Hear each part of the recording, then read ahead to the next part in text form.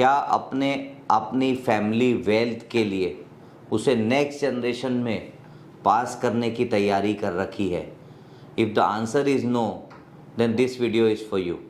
देखिए, जनरली ऐसा देखने को मिला है इंडिया में कि इंडिया में जितने भी of late high net worth individuals हैं, इन्होंने एक एडवाइस फॉलो की है, और वो एडवाइस जनरली लीगल एडवाइस ये होती है कि वो एक अपना प्रॉपर फैमिली का एक स्ट्रक्चर तैयार करें, उन फैमिली के एक वेल्थ का स्ट्रक्चर तैयार करें, ताकि नेक्स्ट जनरेशन को अगर खुदा ना खास्ता फैमिली में अगर जो मेंबर हैं अगर उन्हें कुछ हो जाता है, जो मेन मेंबर है करता, तो उनके जो नेक्स्ट जनरेशन है उन्हें वो तकलीफ़ ना हो कि उन्हें वेल्थ को कैसे इनहेरिटेट किया जाए। तो इसके लिए जनरली हमारा ये एडवाइस होता है कि हम एक प्राइवेट स्ट्रक्चर तैयार करते हैं, एक ट्रस्ट तैयार करते हैं फैमिली लेवल पे। उसमें एक ट्रस्टी भी होता है, उसमें ट्रस्टी दोनों तरह के हो सकते हैं, या तो फैमिली मेम्बर्स को ट्रस्टी बनाया जा सकता है या कोई प्रोफेशनल कंपनीज़ को ट्रस्टी बनाया जा सकता है, और उस ट्रस्ट में सारे लीगल टर्म्स एंड कंडीशंस लिखी जाती हैं। In fact you can go to an extent of giving well to your second, third and even fourth generations. So सारे उसमें कंडीशंस लिखे जा सकते हैं।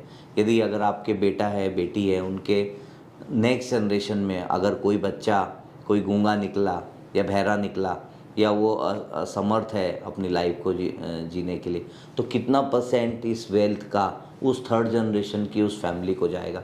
आप वहाँ तक भी डिटेलिंग कर सकते हैं, बट बहुत लोगों को इसके बारे में अभी बहुत ज़्यादा इन्फॉर्मेशन है नहीं।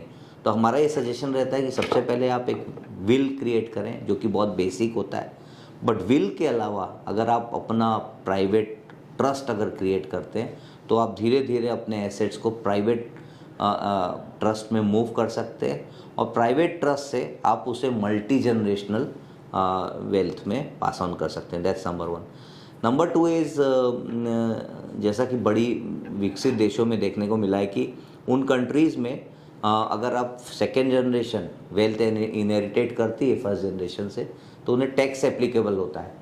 बट इस केस में ऐसा होता है कि आपका टैक्स जो है वो चूँकि एक प्राइवेट संस्था बनी हुई, प्राइवेट एक ट्रस्ट बना हुआ है, तो टैक्स इम्प्लीकेशन जो है उसके कम हो जाते हैं, और सेकेंड जनरेशन में आसानी से वेल्थ क्रिएट हो जाता है।